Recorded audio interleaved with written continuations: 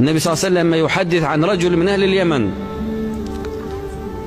ويصفه وينادي عمر والخطاب وعلي بن أبي طالب، يقول لهم ابحثا عنه في الحج، هذا رجل مجاب الدعاء، كان به برص، جسمه كان أبيض، وكان بارا بوالدته، وبر بوالدته حتى ماتت، فدعا ربه فاستجاب الله له، فذهب عنه البرص ولم يبق فيه إلا موضع أصبع في بطنه.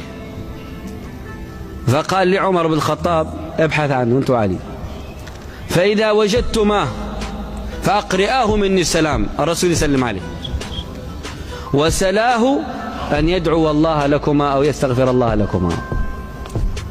فكان عمر بن الخطاب يبحث عنه في كل حجة، حتى جاء الخبر من وفد اليمن جاء معهم واحد يحمل نفس الاسم أويس القرني، فجاء عمر بن الخطاب رضي الله عنه بنفسه حتى جاء عند أويس. كان أويس يهرب من الناس، راعي إبل، إذا جاء الناس لعرفة جمع أويس إبلهم وحطها على جنب، ثم جاء فوقف في طرف عرفة يدعو، الناس كلها في عرفة في الزحمة، وطرف عرفة واقف أويس مع الإبل يرعاها. ويأتي عمر فيسأل وجهاء اليمن تعرفون أويس؟ لا والله ما نعرف أحد اسمه أويس. ما تعرف أحد اسمه أويس؟ لا. قالوا له في واحد راعي إبل تلاقيه مع الإبل يصلح فيها اسمه أويس، ممكن روح. فذهب عمر بن الخطاب يبحث عن أويس في عرفة يوم عرفة، فإذا بأويس مع واقف تحت شجرة يصلي أو يدعو، واقف تحت شجرة يدعو، لأن الصلاة تسمى دعاء، وعرفة ما فيها إلا صلاة الظهر والعصر والباقي دعاء.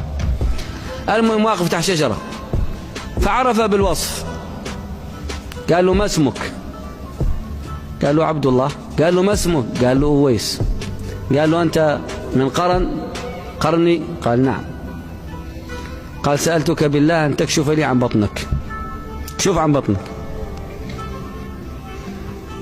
كشف عن بطنه، سألوا بالله، فوجد البياض كما قال النبي صلى الله عليه وسلم، بقيت موضع أصبع. قالوا أنت أويس القرني، وقد حدثنا عنك رسول الله صلى الله عليه وسلم وهو يقرئك السلام، منعه من الهجرة بر بوالدته وهو أسلم، فمنعه البر أن يهاجر إلى النبي صلى الله عليه وسلم، والنبي صلى الله عليه وسلم كان يرد من هاجر إليه إذا كان أبواه بحاجة إليه. جاءه رجل قال يا رسول الله أنا مهاجر إليك وأنا أريد أن تسجلني وتقيدني ضمن المجاهدين إلى أي مكان أي سرية. نظر إليه النبي صلى الله عليه وسلم فوجد الرجل شاب وفي قوة، وعلم النبي صلى الله عليه وسلم ووحي إليه أن الرجل هذا خرج من غير إذن والديه وأنهم يبكيان عليه. قال ألك والدان؟ قال نعم. قال كيف تركتهما؟ قال تركتهما يبكيان. خليتهم يكون، أنا قلت بخرج أجاهد في سبيل الله مع رسول الله صلى الله عليه وسلم. قال ارجع ففيهما فجاهد. هو لم ينتظر أن يقول له النبي صلى الله عليه وسلم ارجع، قال بجلس مع أمي فإذا قضت نحبها ورسول الله صلى الله عليه وسلم حي هاجرت له.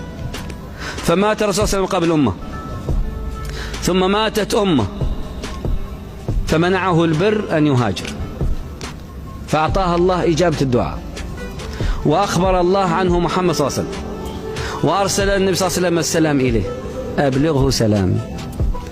ويدعو لعمر بن الخطاب، أويس التابعي يدعو لعمر بن الخطاب الصحابي الجليل.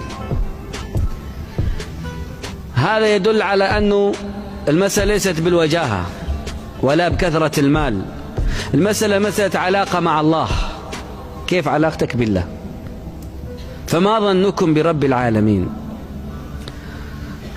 رب أشعث أغبر ذي طمرين مدفوع بالأبواب لو أقسم على الله لأبره، منهم البراء بن مالك. قبل هذا الحديث ما كان أحد من الصحابة يعرف قيمة البراء بن مالك، رجل قصير القامة دميم الخلقة يجلس في طرف مسجد النبي صلى الله عليه وسلم لا يؤبه له.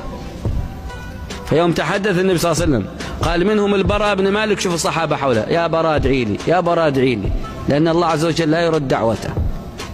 وفي يوم اليرموك، في غزوة اليرموك، بعث أبو عبيدة بن جراح رضي الله عنه رسالة إلى عمر بن الخطاب يريد منه المدد. قالوا الروم كثير، ابعث لنا مدد من الرجال. بعث له برجلين، واحد فارس ضرار بن الأزور، والثاني عابد متصل بالله البراء بن مالك.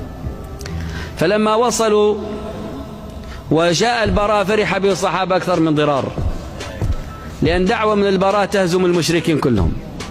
فناداه خالد بن الوليد قال: يا براء ارفع اصبعك إلى السماء. براء إن يرفع اصبعه الله ما يرده، وجيه عند الله عز وجل لا يرد له دعوة. شهادة النبي صلى الله عليه وسلم لو أقسم على الله لا بر منهم البراء بن مالك، وما ينطق النبي صلى الله عليه وسلم عن الهوى إن هو إلا وحي يوحى. قالوا خالد بن الوليد: يا براء ارفع اصبعك وادعو الله لنا. رفع اصبعه، فقال خالد كلمته رضي الله عنه، قال: لا أصبع البراء بن مالك في الجند أحب إلي من 1000 فارس.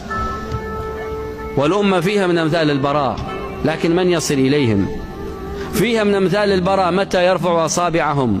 خليك أنت براء الأمة، أصلح ما بينك وبين الله تجب دعوتك، أطيب مطعمك تجب دعوتك.